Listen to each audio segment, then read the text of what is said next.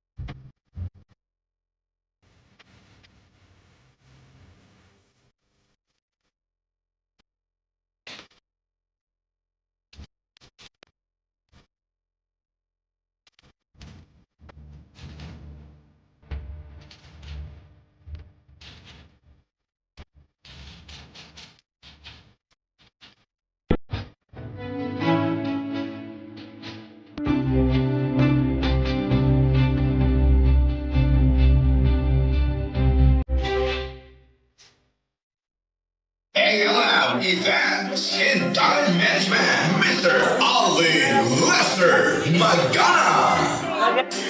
Introducing the premier host and ultimate comedian of the Manini Starter from ALM Events in Talent Management, Mr. Alvin Lester.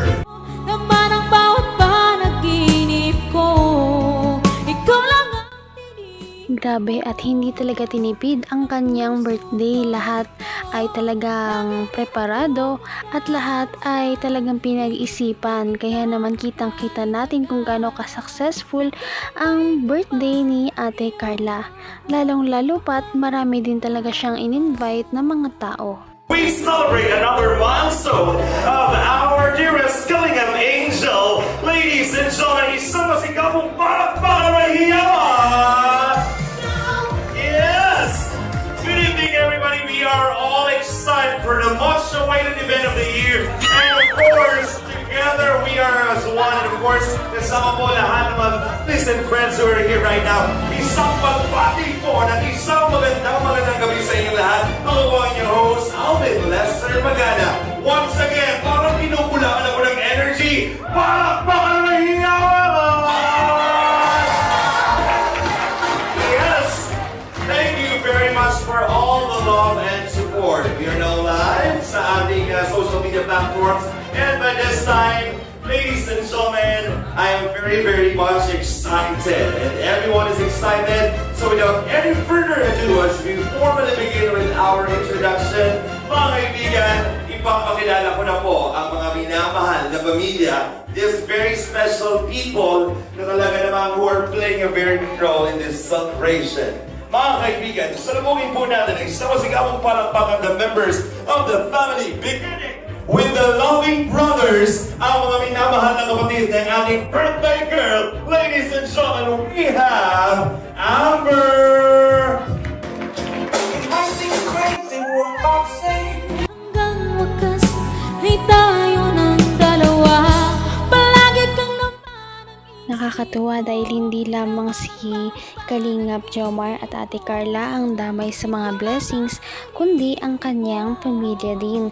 Kita naman natin kung gaano talaga nag-evolve ang kanyang pamumuhay, pati ng kanyang pamilya simula noong ma-discover sila ng Kalingap team. Ngayon ay nakakaranas sila ng mga ganitong bagay na hindi nila nararanasan dati. Wow! Very good, Amber. And of course, we also have here, ladies and gentlemen, Amiel. Wala bang palakpakan na hiyawan, everybody?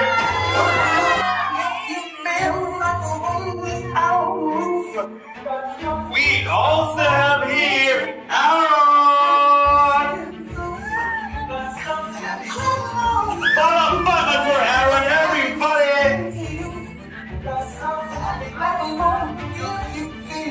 Wow! I love that. And of course, mga kaibigan, salubungin natin ang sumasigabong palakpakan ni ever-supporting and loving parents ng mga minamahal na magulang ng ating birthday girl. We have the equally beautiful mother na Miss Cynthia and Nanay Alan Tobulao.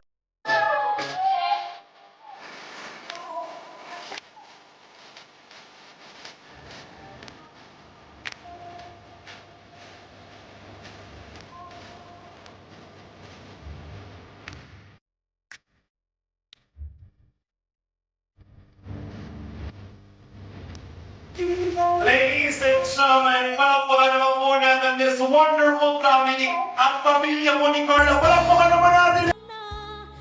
Kung dati ay si Ate Carla ay nagbebenta o naglalako lamang, ngayon nakakatuwa na nakakaranas na siya ng mga ganitong bagay-bagay. Sana nga ay magpatuloy na ang mga ganitong pangyayari sa kanyang buhay para naman hindi na siya bumalik sa dati niyang estado. At sana yan nga ay abangan natin sa ating mga susunod pang mga video. Patindi na ng patindi ang mga pangyayari sa kanilang love story. Kaya naman sobrang dami talaga ang kinikilig sa kanilang love story at palaging nag-aabang. Kaya naman sana ay magkatuluyan din ang dalawang ito, si Ate Carla at Kalingap Jomar. Sana din ay patuloy natin silang subaybayan at suportahan para magpatuloy pa ang kanilang love team. Paniguradong hindi lamang ito ang ating aabangan dahil marami pang mga susunod na kilig moments na mangyayari sa kanilang dalawa. Yun lamang at maraming salamat sa pananood. Bye!